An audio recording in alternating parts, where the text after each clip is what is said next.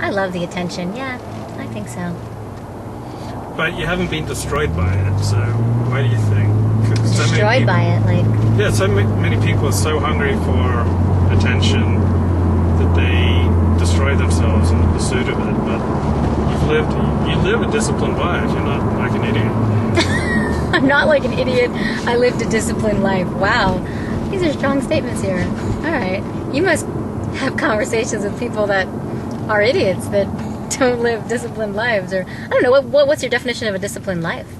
Well, you always show up on time, which is such a beautiful trait, and most people do not have. And I would just expect that actresses in particular would not tend to be on time. And you're always polite, and you're responsible, and you just, I don't know your checking account, but you seem to pay your bills. You seem to meet your responsibilities. You've maintained lifelong relationships with some people.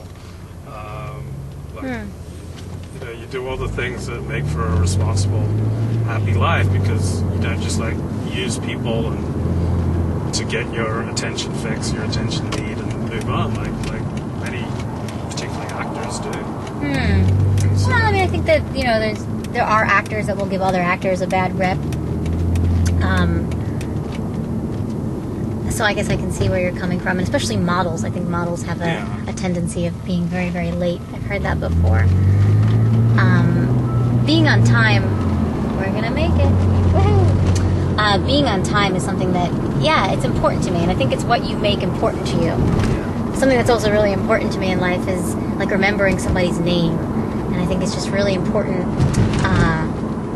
to use someone's name when you speak to them. And there's a lot of guys that that I know from college and even high school back in the day that would always just say, hey sweetie, hey pretty, hey this, hey that. And there's nothing like the respect of just using someone's name. So it's what you make important to you. So I've made it really important to me to always remember someone's name when I meet someone right away. I'll just repeat it in my head. And the same thing with being on time. It's just what you have pet peeves of, what other people. I have a lot of friends that are always late, and it doesn't really drive me crazy because you learn to accept and you don't take it personally. As long as you don't take things personally in life, it's not about you. It's their issue of being late, and it's what you make important to you. So I made it important to me to be on time and say people's name when I talk to them and such and such. So yeah, it's what you have priority on in your life. So how many people are you still friends with from your childhood? From my childhood? Yeah. Well, if we're talking about childhood, when I was 5, 6, 7, 8, 9, those ages, or we're talking about high school? Sure, both. From my childhood, did I ever tell you about my good friend Jackie Cohen? I think so. I love my friend Jackie Cohen. She just got married in London. I mean, she's from London. She lives in London. She's from New York, where I was born in New York. We were practically born in the same hospital, and we've actually maintained friendship ever since, still to this day we're friends, which I think is beautiful. And there's not that many people. There's not that many Jackie Cohens in my life. So Jackie Cohen is very near and dear to my heart. And I love to tell the story of when I was little and used to go to Jackie Cohen's house. And of course her name is Jackie, but I always say Jackie Cohen. Sounds good. And now she likes to go by Jacqueline. And she's got this adorable little British accent now.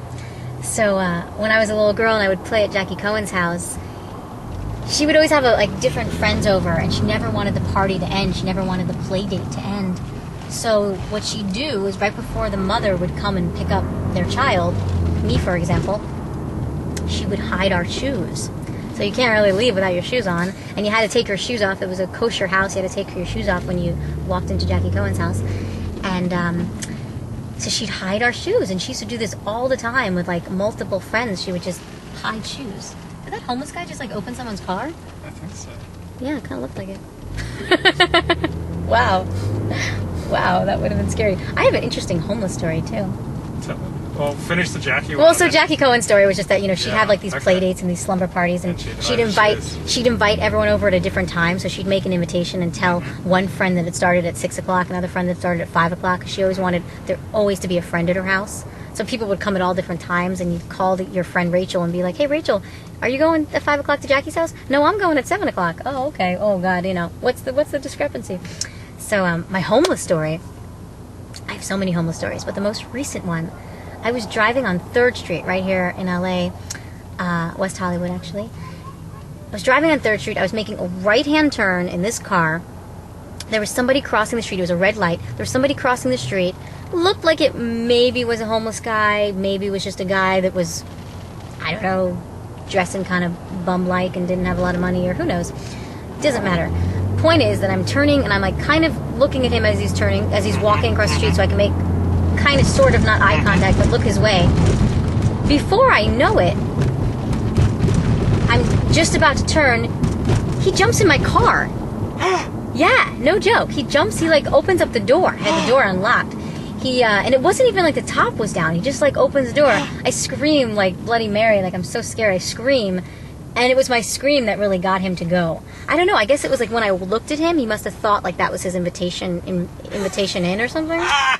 He literally like opened up my door, and he was like started to sit down. He could have like grabbed my purse. Like I usually don't have anyone sitting in my car with me. I had like my purse over there. Like he didn't take anything. He just like was about to jump in, and then I screamed so loud that he jumped out.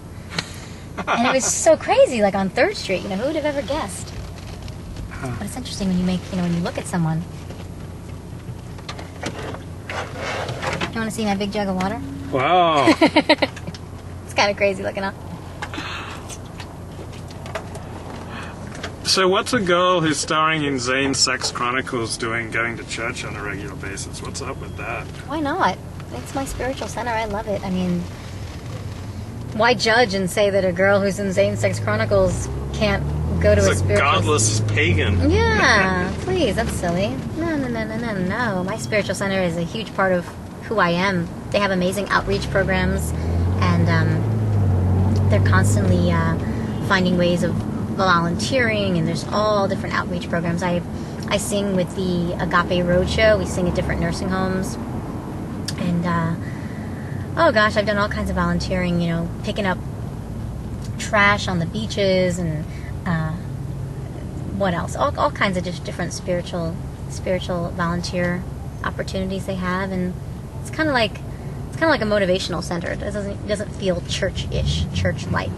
I mean, you can call it church, but it's a spiritual center. It's non-denominational, and it's all love, and agape in Greek means unconditional love. And I'm very proud to be a part of the agape community, and I've had so many friends, and I've met so many fabulous people from going there. I like to go Wednesday nights for my meditation at 6:45, and then the service begins at 7:15.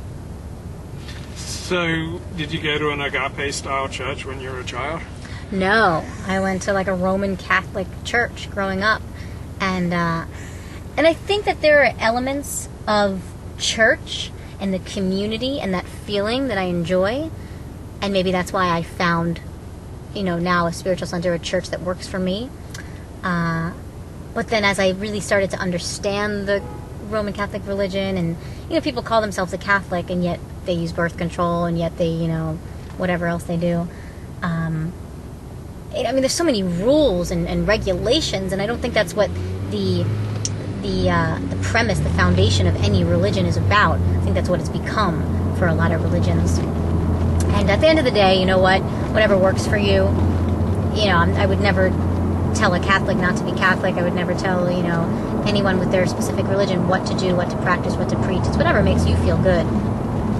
So I know what works for me is agape, and the beliefs and the spiritual beliefs of agape.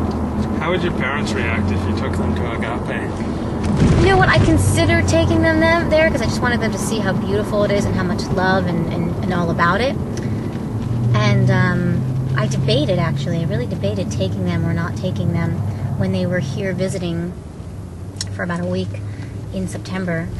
And at the end of the day, they just, unfortunately, they wouldn't appreciate it. And there are a lot of black people.